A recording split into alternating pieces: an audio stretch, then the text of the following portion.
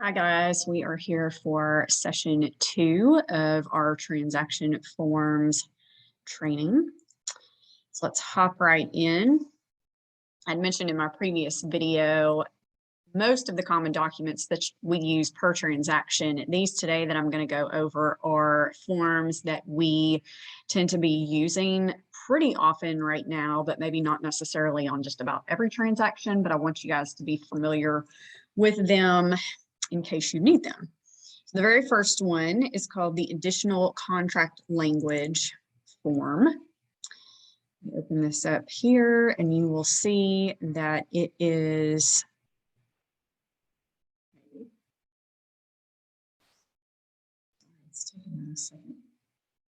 all right, additional contract language. You ever want to know what the number of a form is, it's down here in the bottom left-hand corner. So this is the RF 707. If you ever need to put something in the special steps, or like it says, language to be inserted in offers, counters, addenda, amendments, or special stipulations, this is a great place to go to know how to word something correctly. These have been written up by attorneys, so you know that you are not going to get into trouble. Or there should not be an issue with interpreting language if you use this. So there's different things regarding the appraisal, buyer contingencies. We talked about that in the purchase and sale agreement. Zoning, if you ever might need that. And these are pretty good. Condo reviews. Anyway, just all kinds of stuff, earnest money, inspections, various things. So you do not see the language that you need in here, then I would absolutely refer to your broker on how to word something, and your broker very well may want to consult with an attorney just to make sure that the language is clear. But this is a very helpful document. Okay, the second one is a backup agreement. So in a competitive market, when a listing agent has multiple offers on a property, or if you are a buyer who has lost out on a home that may have been the second best offer, this is an addendum that you guys could negotiate between the buyer and seller. So it's acknowledging basically that your buyer, who is the number 2 option, you would fill this out and you would basically negotiate the backup contract like you would a primary contract. And it just gives different language in here as to how that works out when you are the backup offer.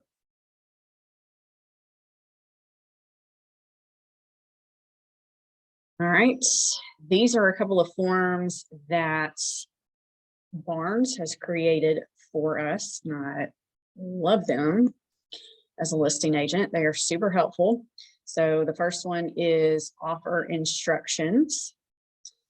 And this is something that I attach to each of my listings, and it's very helpful for the buyer's agent to fill out, but it gives them all the information on your name, where the earnest money is going to be held, who the seller's closing agency is going to be, the seller's name.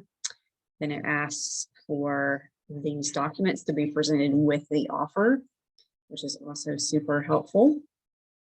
And then it puts the information that's asked for on the last page of the purchase and sale agreement here, so somebody doesn't have to go looking for it.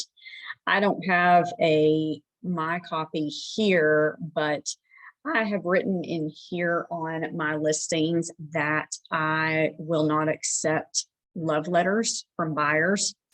The National Association of Realtors does not look highly on those for various fair housing violation potential issues that could come up. So I will not take them, and I will not present them to my sellers. So I put that language here, just something for you guys to think very seriously about, because if your seller is not looking at offers objectively,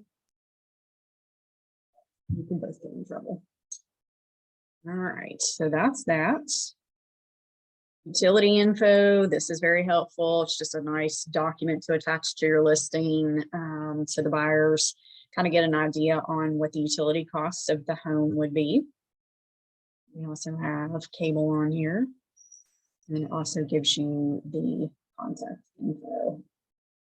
And this is something that your transaction coordinator, when you use them, will also be sending to the buyer on your behalf. All right, we have some instances come up when a commission is not a standard 3%. Could be various reasons. It could be a personal property. It could be that the listing agent is offering less than 3% on the MLS. It could be a builder doing 5 or more transactions, different things. Now, I will say, and I learned this recently with one of my agents, that if you are not capped yet, that means you have not gotten to where the company has gotten their $15,000 for the year, and you choose as an agent to take less than the offered commission in the MLS, you need to account for whatever that split difference is, because the company is still owed their money. So for instance, if you're on an 80-20 split and you're going to give up your commission or part of your commission, you need to still keep in mind that the company has got to get that 20% of whatever the commission is being offered. So while you may not make anything, you need to account for that in your offer and in your compensation agreement with the listing agent. So if you got any questions on that, definitely ask your manager or talk to Tracy in the accounting department. So that's that one. All right, this is one we definitely need to be paying attention to right now with waiving home inspections becoming more typical. Thank goodness I'm not seeing them very often. But if you do have a buyer who insists on waiving the home inspection, absolutely get them to fill out this form. It's called the Importance of Inspections and Property Survey. It is form RF 712. This is basically your way of acknowledging and the buyer acknowledging that you have told them that a home inspection is an important thing for them to get. Also talks about why they should get a survey in certain instances, radon gas testing information. And then it has them check that they, as the buyer, choose not to have their home inspection performed. That's generally when they're going to get this filled out. They sign it, and we also refer to it as a hold harmless agreement between them and you. So they can't come back after the fact and say, well, my agent didn't tell me I shouldn't get a home inspection, and then it's their word against yours. All these different litigious things we can get into. It's fun, isn't it? Multiple offer notification. If you are a listing agent and you are in a multiple offer situation, this is a document that you can send to notify all of the parties who have made offers that you are going to consider offers by whatever time. So say, for instance, it's going to be no later than 6 p.m. on Sunday, blah, blah. Seller shall review all offers received and may negotiate any offer at seller's discretion. It's got some different terms on here too, but it's a best practice to send this notification out. If you've still got a little bit of time and you're letting additional buyers see the property, attach this to your listing in the MLS. All right, just a couple more. Mutual release. We never like to fill this one out. Have to use this one. Happen. This is the form that you're going to use when your buyer is requesting earnest money back because the deal has fallen through. So it's very specific about the amount, where it's located. It gives different reasons for why the deal is falling through. So you would check one of those. Sometimes the amount could be split. It's going to ask where the buyer is or seller is going to get the earnest money sent. You're going to get buyer, the seller, and the broker of each agency to sign this form. And then the holder of the earnest money will sign this here, and then it will get released.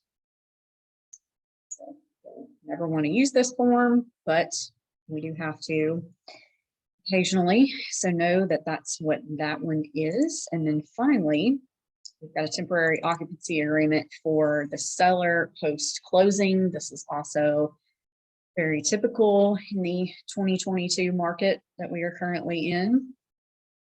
So this is used when the seller needs to stay in their home after you have closed. So once the buyer has technically, not technically, but has closed on the property, monies have been exchanged, you're going to fill this out and show that the occupancy term is going to last how long. This is where you would put whether the buyer is going to charge the seller any rent or not. And if you do put a number in here, how I like to do it is, assuming that your buyer is getting a loan, take whatever their monthly mortgage payment is, plus taxes and insurance, divide that by 12, divide that by 30 days, and it's going to get you your per day price that you there. And then it talks about how they're going to transfer inspections, talks about who's responsible for utilities, insurance, access to the property, all that good stuff, any other additional terms that you have that you might need there. We'll get both of them to fill that out. And if you know this going in, please send it in with your offer, so everybody is aware of the terms. There you go. Those are some additional docs that you might need. Again, I told you in the previous video where you would find them, but these are all in SkySlope. These should all be in your forms on your Google Drive. You can get them on TAR's website, places that you might need. So yeah, so I will move on to session 3, and I hope this was helpful to you guys.